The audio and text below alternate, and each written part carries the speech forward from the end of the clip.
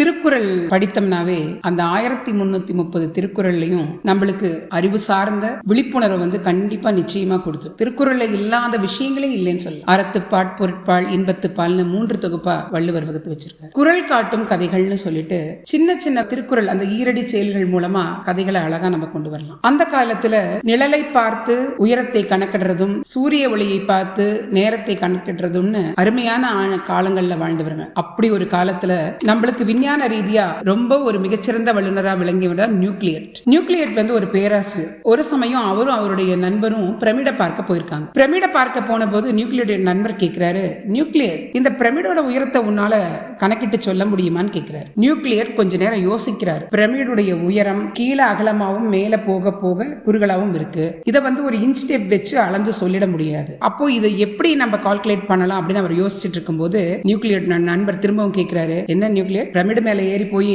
அளந்து பார்க்கலான்னு முடிவு பண்ணிட்டியா அப்படின்னு கிண்டலா கேட்கிறாரு. அப்ப நியூக்ளியர் சொல்றாரு, இல்ல நீங்க கேட்டது மாதிரி நானும் பிரமிட் மேல ஏற போறது இல்ல, ஒரு நிமிஷம் இருங்க, நான் என்ன பண்றேன்னு பாருங்கன்னு சொல்லிட்டு பிரமிடுடைய கீழே விழுகின்ற நிழலை இன்ச் டேப் வச்சு அளந்து எடுத்துக்கிறாரு. தன்னுடைய நிழலையும் இன்ச் டேப் வச்சு அளந்து எடுத்துக்கிறாரு. ரெண்டையும் கால்குலேட் பண்ணி பிரமிடுடைய கரெக்டான உயரத்தை அவர் சொல்லிடுறாரு. இது பிரமிடோட உயரத்தை இவர் சொன்னது கரெக்ட் தான் அப்படிங்கறத பிரமிடை பாதுகாத்துட்டு இருக்கிற பாதுகாவலர் ஆமாம் இவர் சொன்ன கணக்கீடு சரியானதுன்னு சொல்றாரு. அப்போ நண்பருக்கு ரொம்ப ஆச்சரியம், இது என்ன இது, நான் சொல்லியும் நீ இந்த அளவுக்கு செய்துட்டே கரெக்டா இருக்கு அப்படிங்கிறாரு. அப்போ இது என்ன ஒரு விஷயம் அப்படின்னா, ஒரு மிகப்பெரிய சவாலா இருந்தா கூட நம்மளால முடியாதுன்னு நம்ம உட்காந்துட்டோம்னா நம்ம அது தோல்விக்கு போயிடுவோம். அந்த சந்தர்ப்பம் திரும்பவும் நம்மளுக்கு அமையாம போயிடும். இதனால நமக்கு என்ன கிடைக்க போகுது, பேரும் புகழ் கிடைக்க போகுதான்னு எதிர்பார்க்காம பேராசிரியர் நியூக்ளியேட் அன்னைக்கு செய்த அந்த விஷயமே இன்னைக்கு மிகப்பெரிய பேரும் புகழும் கிடைத்து அவரை மிக உயரத்தில் வச்சிருக்கு. அப்போ வெள்ளத்தனையது மலர் நீட்டம் மாந்தர்தம் உள்ளத்தனையது உயர்வு அப்படிங்கிற 595வது குறள் மூலமா நீரின் உயரத்தை பொறுத்தே நீர்ப்பூக்கள் உயர்ந்திருக்கும், அதுபோல